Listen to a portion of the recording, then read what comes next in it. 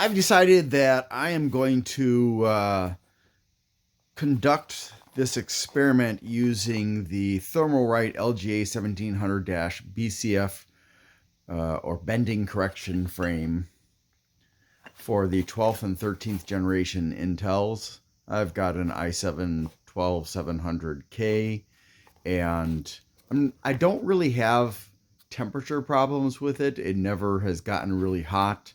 Even when I benchmark it, it does really well. I would say that it's not the best quality silicon because I don't get really high scores when I benchmark, and that's probably why temperatures don't go very high. But still, it is recommended, and so I'm going to. I wanted the red one, but they didn't have any red ones when I was trying to buy it during Black Friday. So I'm going to install this one. I watched the video from Thermalright. I don't think it's going to be difficult to do, but could be wrong. Hopefully not.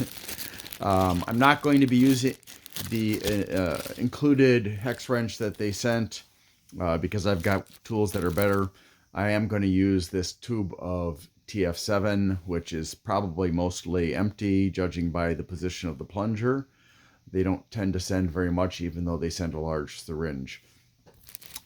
So it should be enough for me to take off the ILM, install this frame, and then reinstall my AIO from Thermalright as well. I mean, it's coincidental that I just chose what was cheap.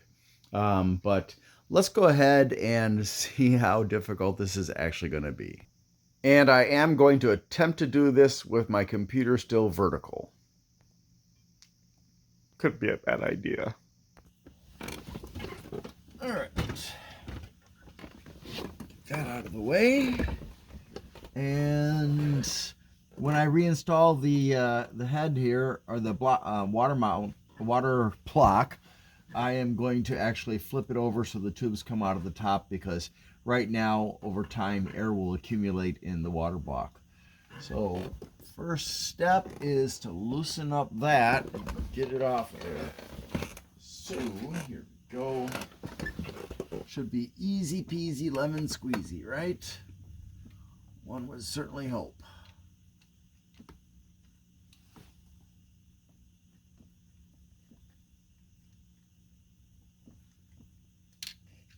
All right, there's one.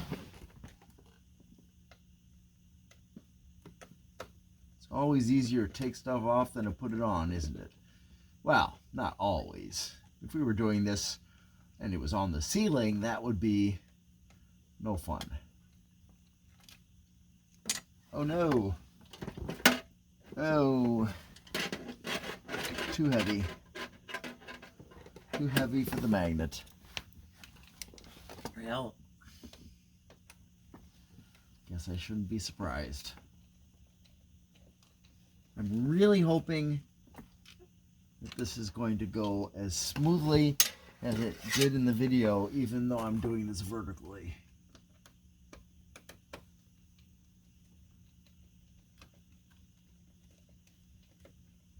Did I say that already? I probably did. I don't know why. Other than that, I don't know. Oh, okay. And as you can see, I did a pretty good job of installing it, except for, see how well you can see that. Bring it closer. So you can see that over here there's a line where the thermal paste is thicker.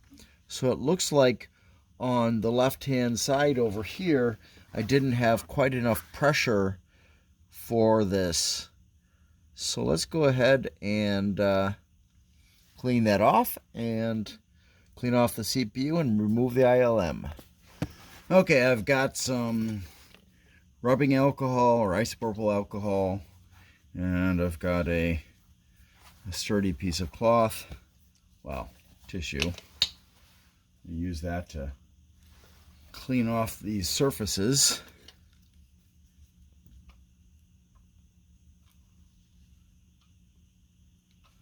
Which is going to be a little bit challenging because of how much extra thermal paste I used.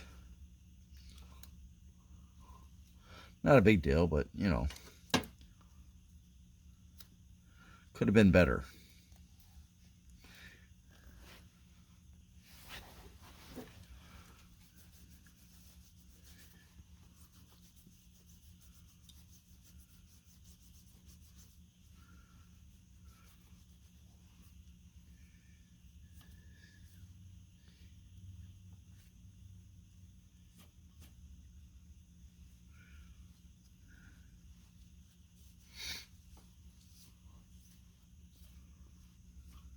I should have some adventurous music playing while I'm doing this, just for comic relief.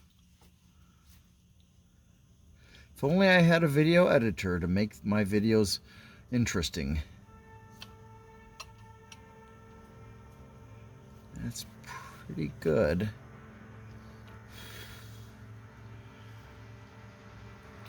Certainly looks a lot better than it did before. A lot better. Get some of this off of here.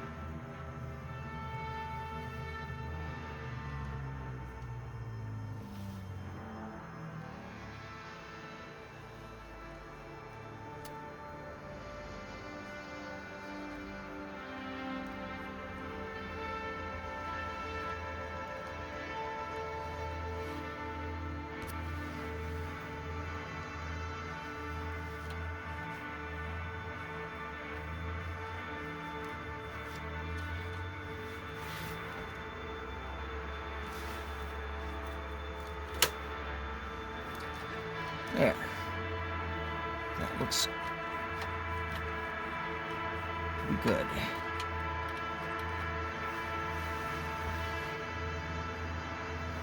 And now we can start taking off the ILM.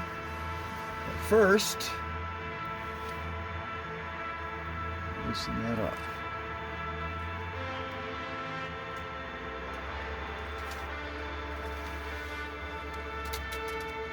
I know it's not ideal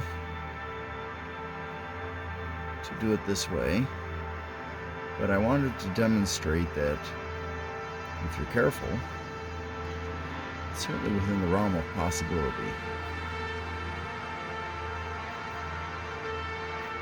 I don't actually have to get all this thermal paste off the sides, I just don't want it there.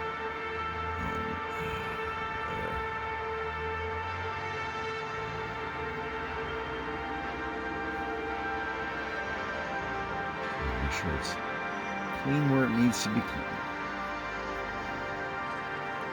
There. So I'm just going to set this aside later. And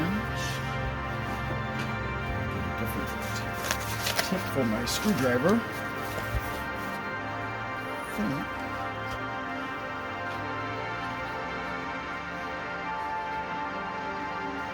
I've got the right size. One side bigger.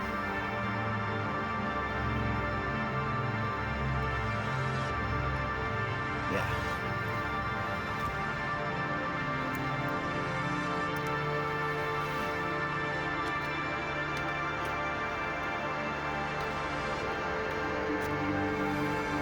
We need to save those screws from the ILM.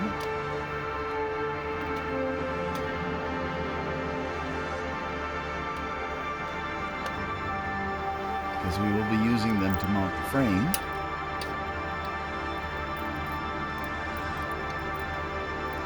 And save this. You may need to someday sell off this motherboard, and somebody may not be happy to have, or not have the original ILM. They may not want the anti-bending frame.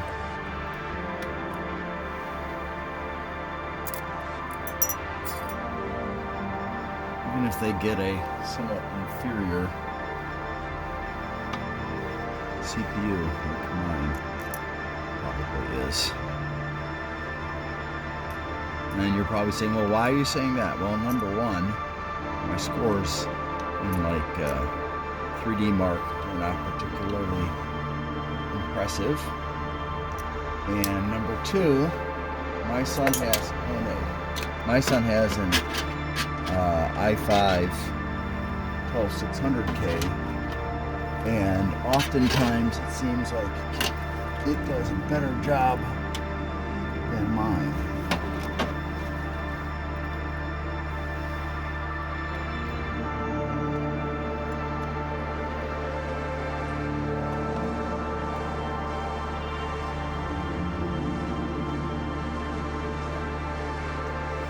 Now I want you to tighten it just until you feel tension.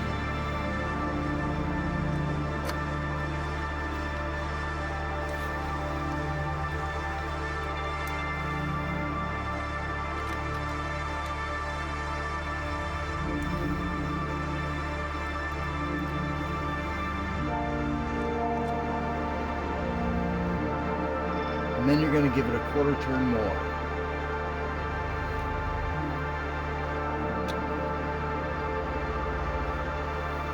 Now obviously, I'm just demonstrating, you want to have the CPU in there. I'm going to figure out the strategy for that in just a second. So I've got the CPU in the frame, the correct position, with the arrow pointing that way and the writing so you can read it normally. And I'm going to carefully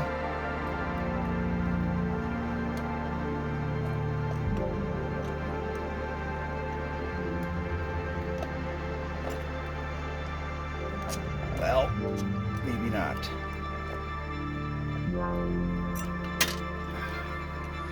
This is going to take a little bit of time. Hold on. Alright, so I noticed that there was a slightly bent pin on the array there, so I very carefully took care of that. And figured out the best way to do this is to go like this with a glove. I am going to have to re-clean the surface of the CPU,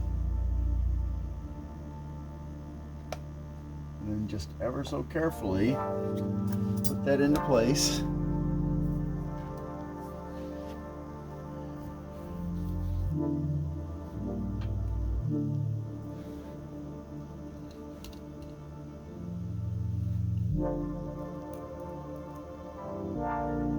Definitely don't recommend doing it this way if you have a choice. It is a little bit nerve-wracking, I suppose, for a lot of people. My nerves aren't racked. Just I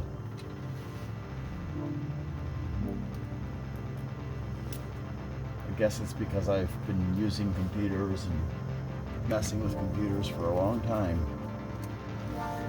Back when the Apple II and the Tandy and Commodore 64 were the biggest thing in computing for people at home. Right, so we want to tighten this up a bit more. Now, some people say a quarter turn. I am not getting a quarter turn. I am also not going to twist it too much farther than, well, not farther than that, because honestly, you always have to be careful how much you tighten it up, because you run the risk of actually cracking your board. And if you crack your board, you crack the traces that are hiding inside the board underneath all that black paint. And then you might as well throw it out and start over again, because repairing it is more expensive than actually buying a new board. You could even buy a better board than it would cost to repair that. All right, so that step is done. Let me just clean this off a little bit, since I probably accidentally touched it with my finger.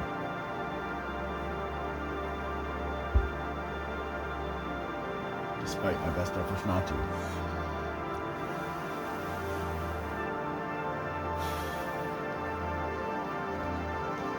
Alright, so the last step then, I'm going to I'm going to clean that off a little bit more as well, because I can still see some residue, as you can see as well. I won't bother showing you that again. But right now, I am going to pause this. One of the benefits of being a YouTuber is I've got lots of light. So I can make sure that's nice and clean, which it is. So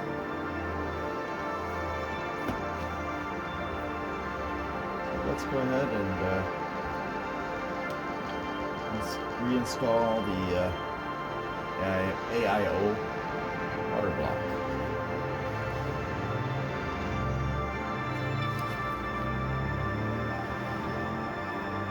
Time to do this. I better probably zoom out for you guys. There. That should help. Now again, this is a little bit awkward doing it this way. First of all, I want to take off the cap, because it's hard to push stuff out of a syringe if the cap is on, blocking that stuff from coming out. And a lot of people do it different ways.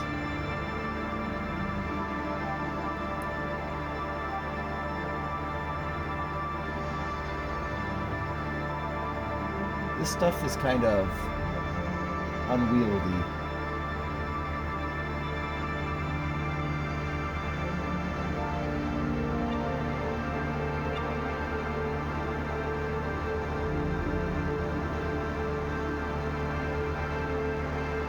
I know it's not beautiful. I'm not going for beautiful, I'm going for thorough. And I'll save it for my next application.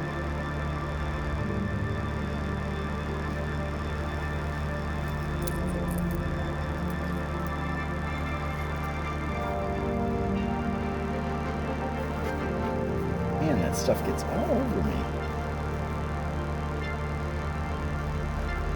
It's stuck to my fingers. Yay! And as I said, I'm going to mount this tubes up this time.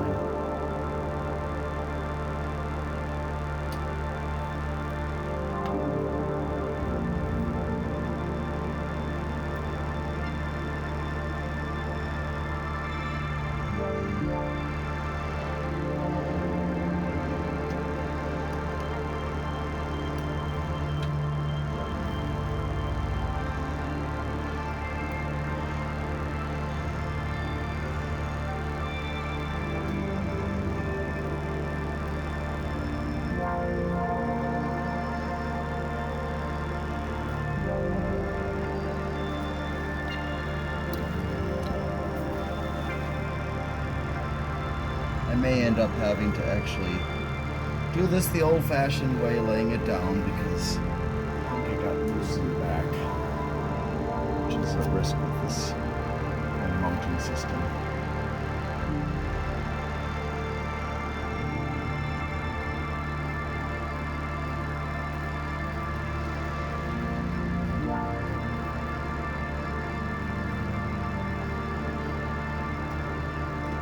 Eat your heart out, Linus Tech Tips.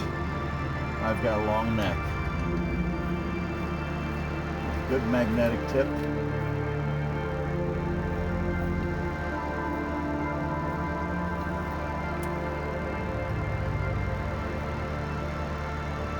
Whoops. I've even got a second driver that's thicker than this one. It's got a thicker shaft and it's got a long neck, and it can hold bits in its handle too. Not that I ever use that. What's the point of doing that?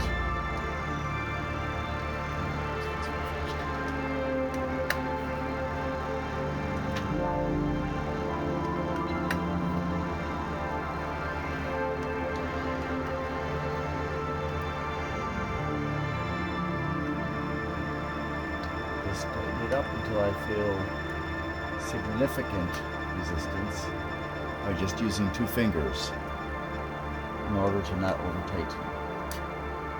Once I feel that significant resistance, then I'm done. And that's all it took. And I think that's actually going to make my testing easier, because Now these tubes are up here instead of in the way of my GPU, which I have to reconnect to. But this is the easier part, you might say. Oh, by the way, if you buy this particular mount, which is from Easy DIY, yes, it has the magnets on the bottom. However, the magnets are covered with rubber so as to not damage the shroud. Unfortunately, the rubber is held in place with inadequate adhesive. And that means that if you try to move this around by sliding it instead of picking it up, the adhesive lets go and lets the rubber slide off of the magnets.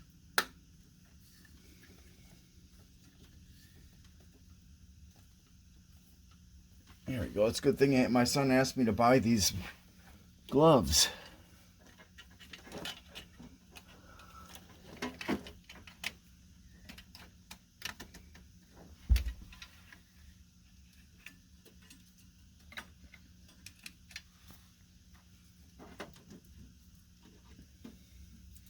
And you're wondering, why is your computer so messy if you're some kind of expert? And my answer is, my computer is messy because I do a lot of testing. And I don't see the need to tidy it up every time I open it up and change something. That's just a waste of time, because it's just going to be ugly again and again and again. So the important thing is to make sure cables are not hitting fans and cables aren't blocking this from being covered up.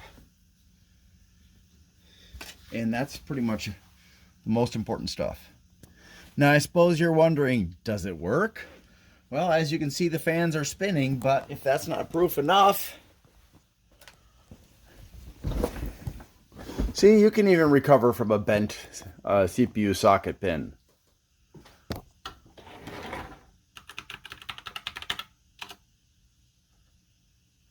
Look at that. It's working. New CPU installed. Wow. I don't want to run setup. Whatever. All right. Clearly it's confused. So let's see. Oh, yep. It still says the same thing. Congratulations.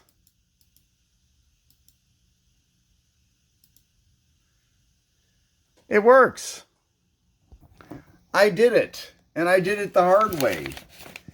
And my name is, well, you can call me what you want to call me. I am the PC Expert Amateur.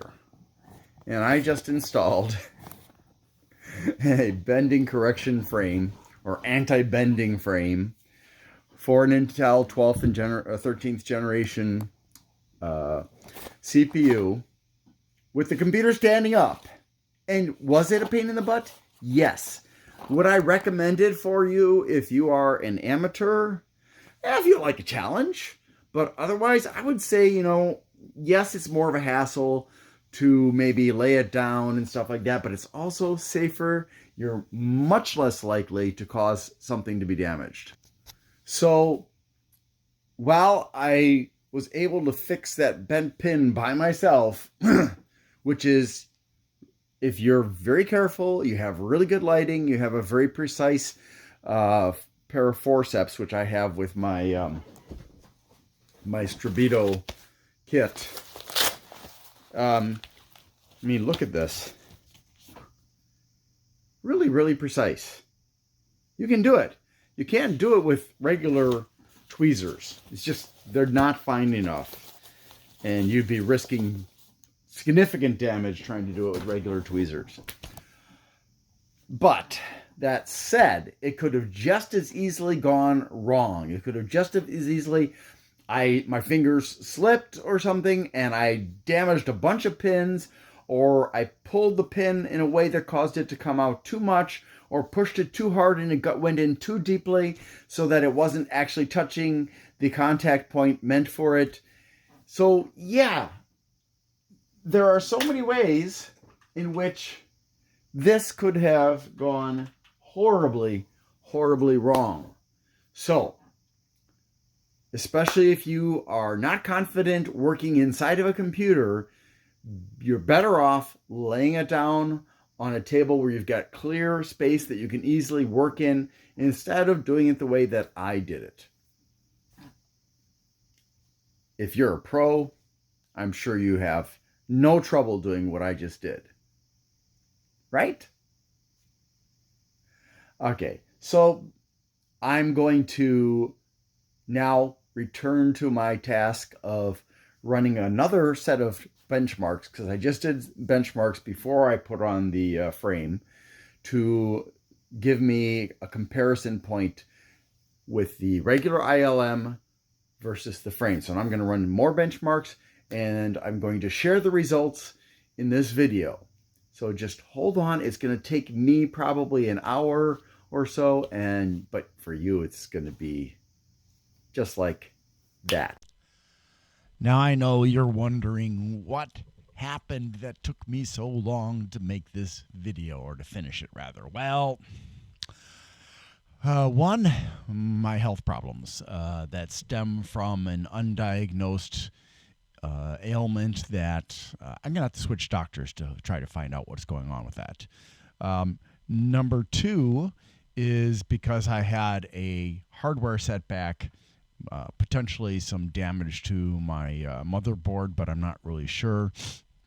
And number three, I was having a problem that's probably related to number two, wherein I could not use my microphone with the previous recording app that I was using, which was Windows Camera. Now I've got a different one, which it works. The other one, it was with Windows Camera, it kept on telling me to change the privacy settings, but the privacy settings were correct, and nothing I did made any bit of difference whatsoever.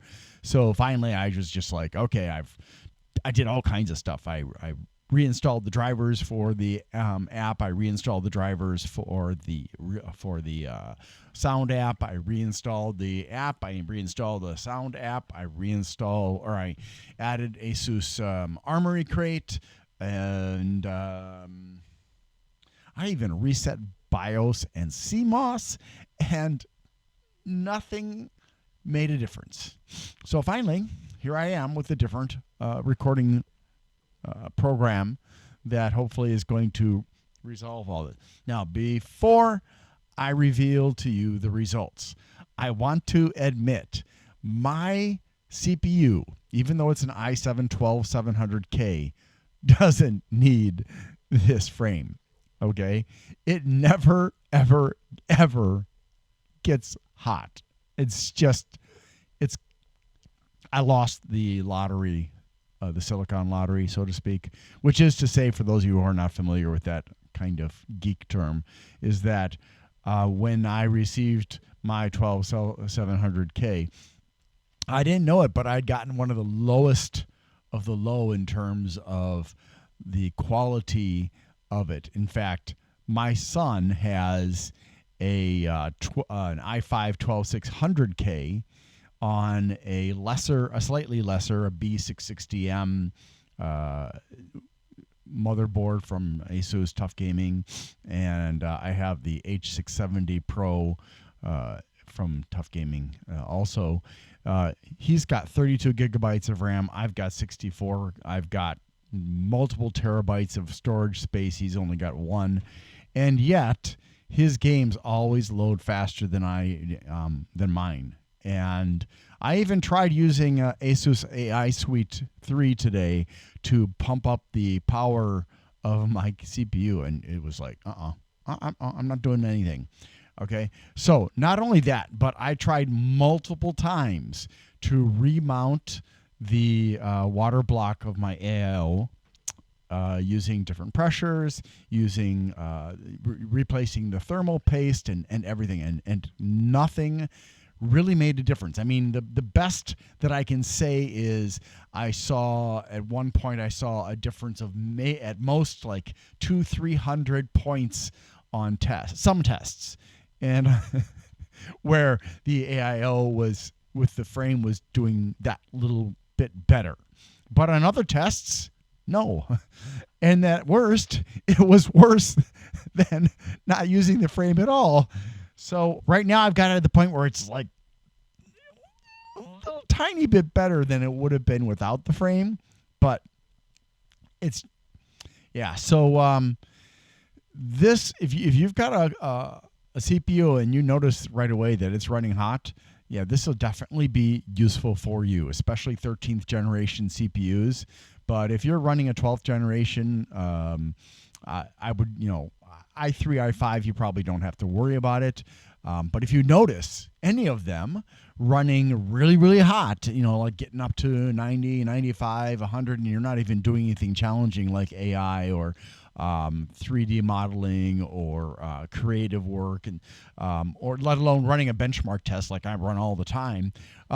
If you see temperatures that are very high without doing anything demanding, you're just like browsing or something like that, or listening to your favorite music, then you need one of these frames. But if you don't see that, there's nothing to worry about.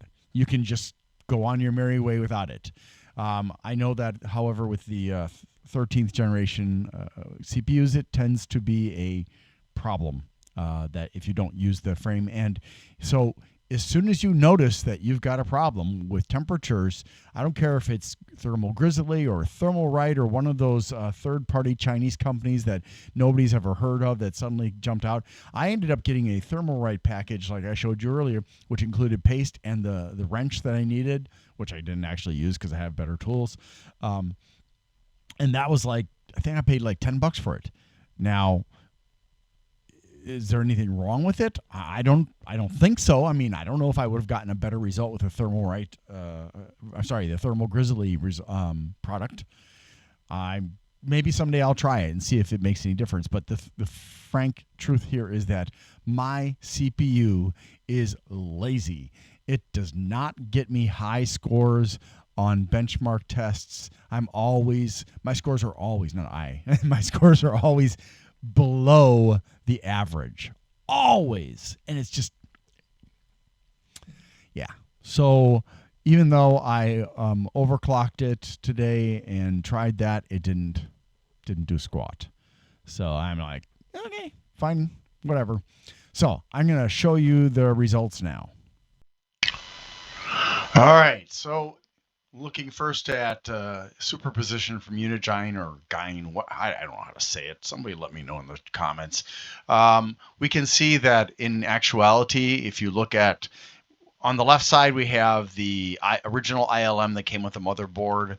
And on the right side, we have the BCF or bend correction frame for each of these pairs. And we can see that the BCF got me worse results.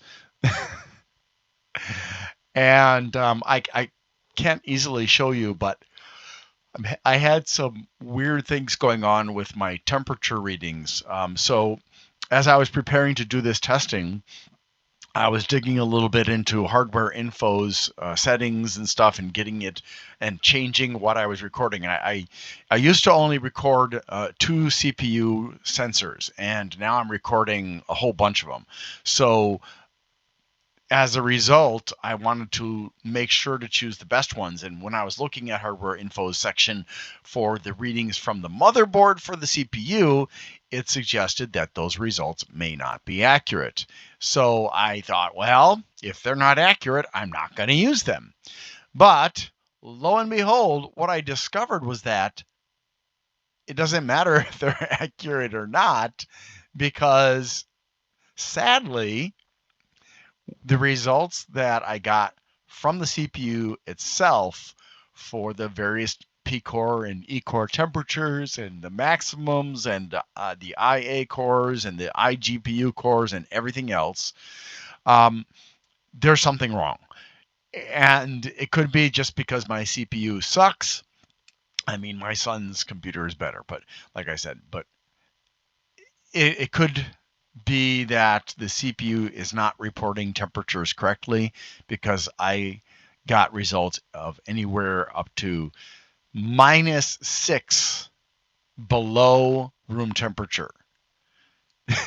Yeah, so if you look at this, if you look at it, I mean, like, the low that I got on this particular test was 0 degrees.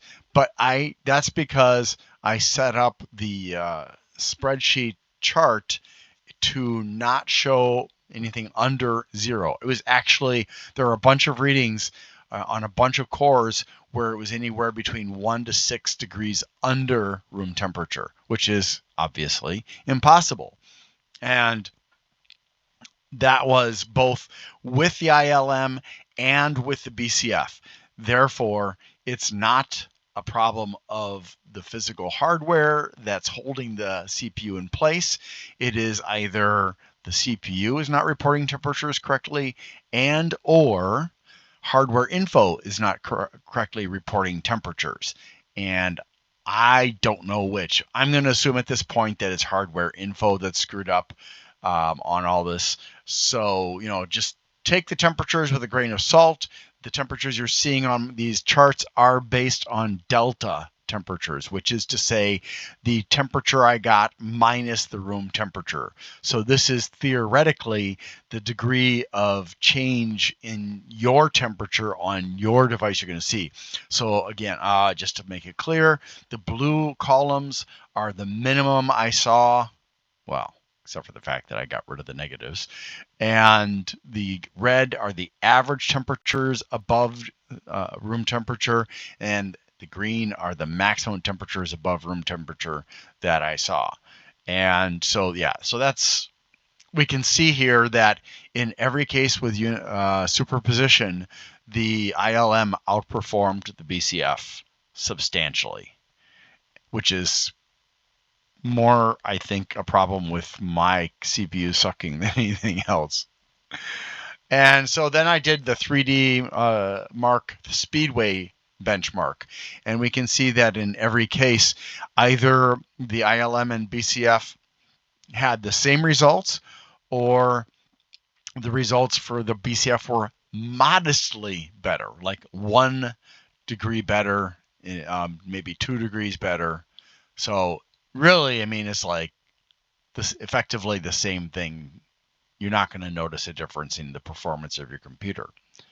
And then with Port Royal, the temperatures were a little bit in the opposite direction, a little bit better for the ILM. I mean, like 1, 2, maybe 3 degrees in some of them, like over on the right-hand side with the enhanced iGPU cores.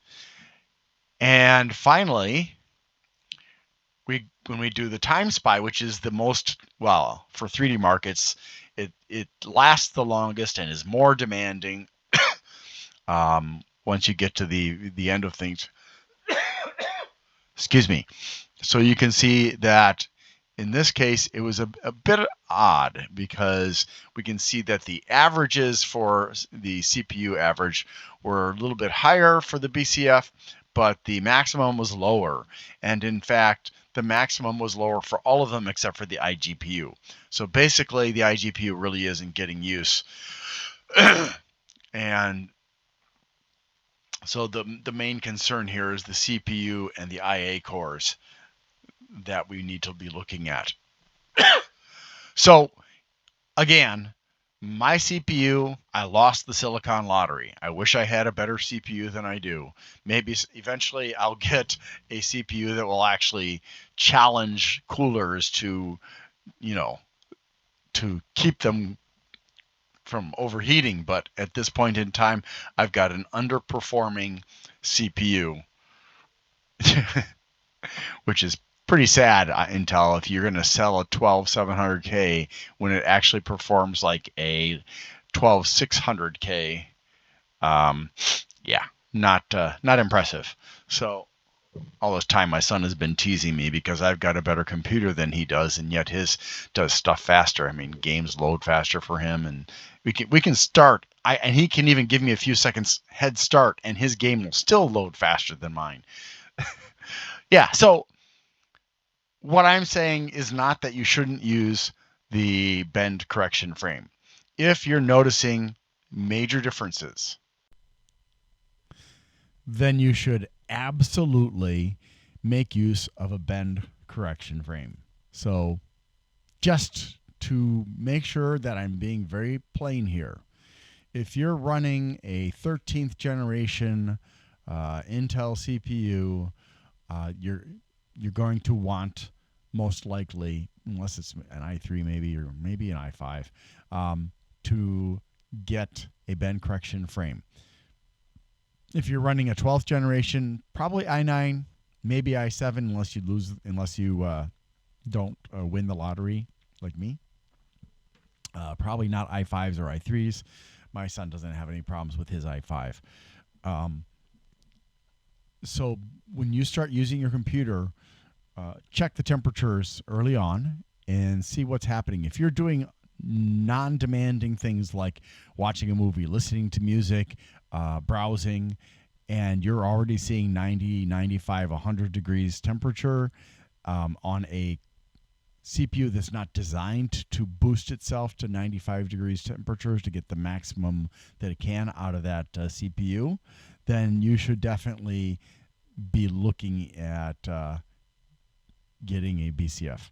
If you're not seeing that happening, if you're not seeing high temperatures when you're not doing anything that demands high temperatures, and you're not using a CPU that pumps it up to 95 degrees, then don't worry about it. But the 13th generation ones are more likely that they're going to need it. But yeah, so basically, when you get your computer up and running, watch the temperatures. If you see that the temperatures are running pretty hot, then think about getting that BCF. And, even if you are using a CPU that is designed to go up to 95 degrees, then you should still get a BCF. And using that combined with your CPU is important. And the reason for that is, well, it's a BCF. It's a bend correction frame. It's going to prevent your CPU from warping. So if you've got a CPU that runs hot on purpose, you want to make sure it runs hot without warping. So that BCF can be very, very important, or you might really regret not having that BCF someday when it gets warped so badly that you can't cool it properly because the surface of the IHS, which is the top plate on the CPU, the part you see that the cooler sits on, is so warped that you can't properly cool your CPU, and yeah, so. As soon as you notice that your temperatures are getting high, I'd say just 90 degrees, you definitely invest in a bend correction frame. And it doesn't matter what company it's from. I mean, if you want to get Thermal Grizzly's one, which is way more expensive, versus, say, Thermalright or one of the other brands that I've never heard of that are selling them really cheaply as well, I would stick with known brands. At least that way you know that you're going to get a relatively decent thermal paste, if not a wrench to make the change. And I would say that what I did with the computer being vertical, that was challenging, and I did it because primarily I didn't want to have to disconnect the computer and lay it down flat and work on it that way. But the truth is, if you do it vertically, it's going to take longer, and you're at higher risk of accidentally damaging something. So my recommendation is, unless you really want to challenge yourself and possibly damage your CPU or your CPU socket, which, if you can't tweak the pins like I did, you're going to end up having to replace the motherboard, if you're lucky, and not anything else. Excuse me. But otherwise, just disconnect the whole computer, lay it down flat, and install your frame that way to make sure that you don't screw up, because it is challenging. and it's slower. And if you have trouble remembering what plugs into where, just document it as you're unplugging it. It's like, oh, this goes to here, this goes to here. Where does it plug in and stuff? And you should be fine. So that's it. So my advice is, if you're using an Intel that's got a hot CPU, get the bend correction frame. Make sure that if you got an older one, that you probably won't be able to find a bend correction frame for the old ones, because I'm not aware of bend correction frames for anything before 12th generation, but that doesn't mean it's not needed. It depends on the design of the CPU. If this CPU is designed stupidly, like 12th, 13th, and 14th generation, where you've got those tabs sticking out the side of the CPUs and all of the pressure of the ILM is on those two tabs, well, yeah, that's just asking for trouble, because it's not equal pressure all across the entire plane or surface of the CPU.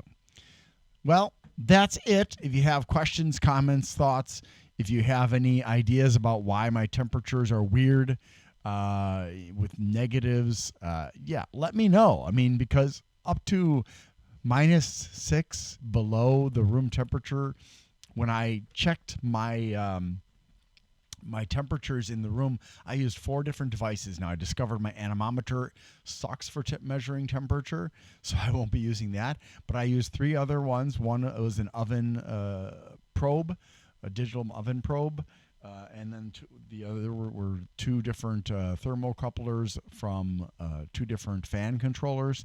And for those 2 plus the probe, I got basically within 1 degree of each other or less. The same temperature. And so could be hardware info. If you guys are watching, or whoever does that product, can you let me know if there's something wrong with your software that is not reading the CPU correctly? Thanks for watching, and I hope you have a great day.